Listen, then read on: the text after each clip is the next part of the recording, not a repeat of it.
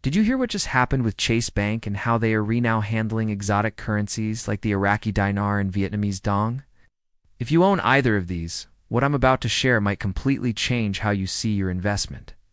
This isn't some online rumor or hype.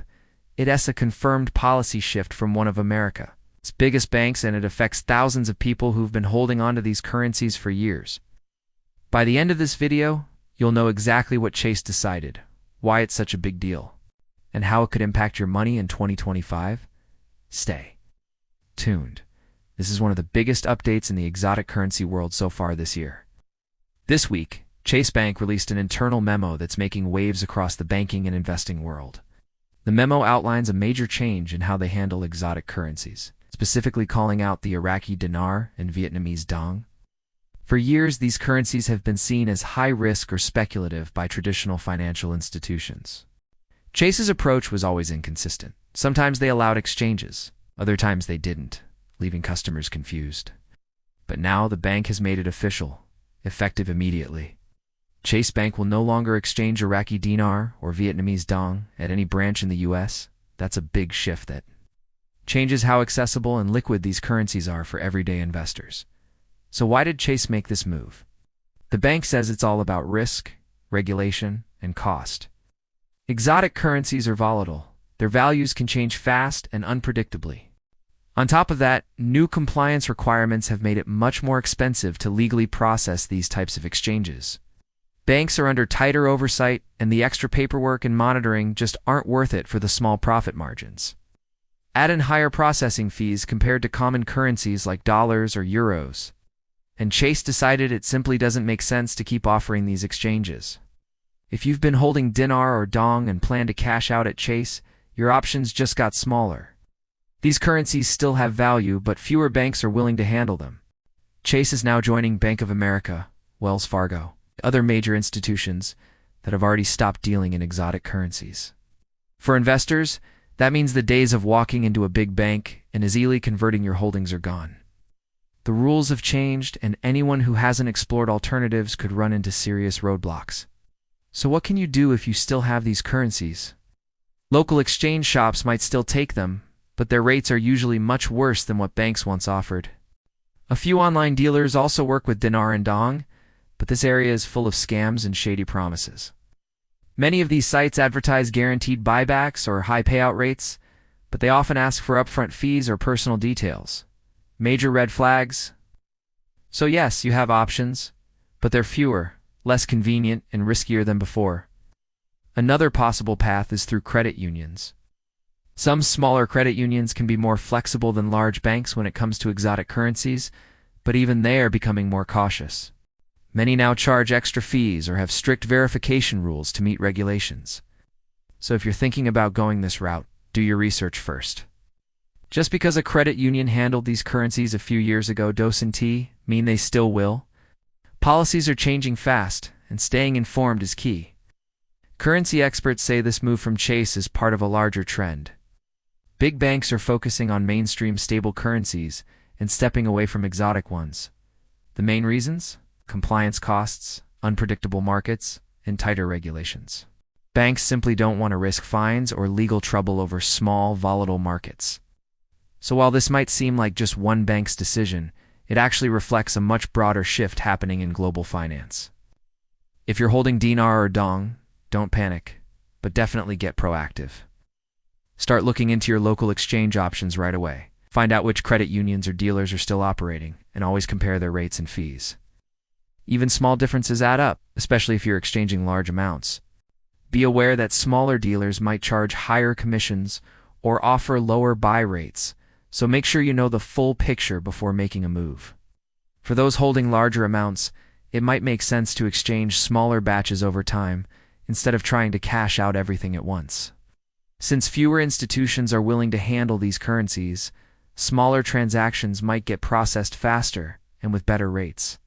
Also, keep detailed records of every purchase and exchange you make, not just for organization, but for tax purposes too.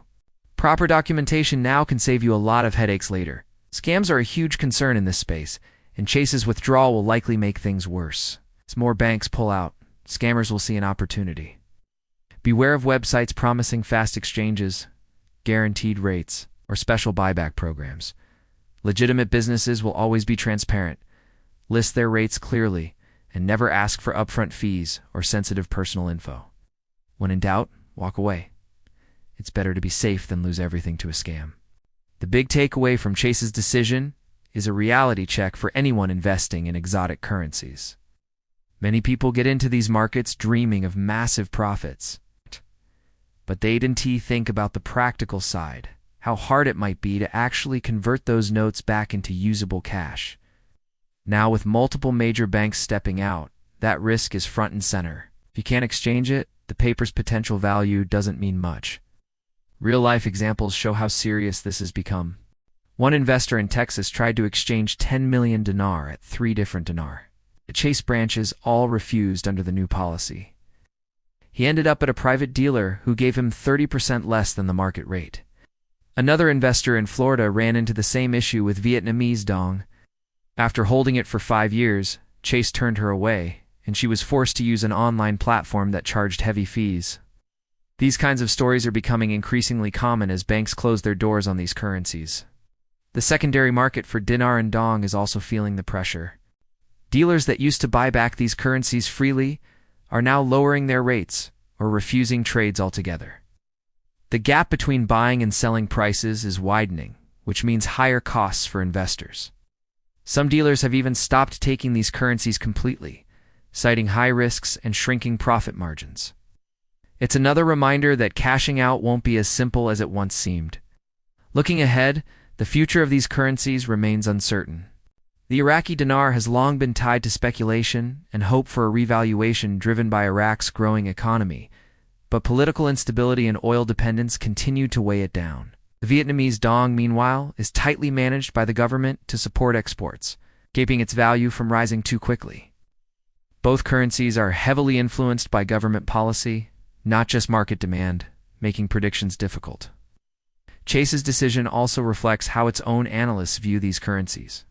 Banks have full-time teams studying global markets, and their collective judgment to stop processing dinar and dong speaks volumes. It doesn't necessarily mean these currencies will never increase in value, but it does suggest that the risk outweighs the reward, at least for now. Investors should think carefully about whether holding large amounts still makes sense in this environment. For everyday holders, the best move is to have an exit strategy. Waiting for a huge revaluation might sound tempting, but if you have no reliable way to exchange your currency when that time comes, it could backfire. With so few banks and dealers left, converting large amounts may take time and could cost more than expected. The key is to plan ahead, stay informed, and know your options. It's also smart to explore alternative solutions now rather than later. Look for reputable smaller dealers, compare exchange rates, and double-check fees. Transparency matters. If a company isn't upfront about its process, that's a bad sign. Taking time to plan ahead now can save you money and stress later, especially as the market continues to tighten. At the end of the day, the main lesson here is that exotic currency investing always carries hidden risks. It's not just about price swings, it's also about access, liquidity, and changing regulations. Chase Bank's move is a clear reminder of that. Thousands of investors are learning that even if a currency appreciates, converting it into real money can be another story. Staying cautious, informed, and flexible is the smartest approach right now. So there you have it, the full breakdown of Chase Bank's new stance on the Iraqi Dinar and Vietnamese Dong. This is a major turning point for anyone invested in these currencies. Take the time to review your options, plan your next steps, and avoid falling for scams. The landscape is changing fast, and preparation is key. If this video helped you understand what's going on in the world of exotic currencies, make sure to like, subscribe, and hit the notification bell for future updates. Stay sharp, stay safe, and be ready for whatever comes next.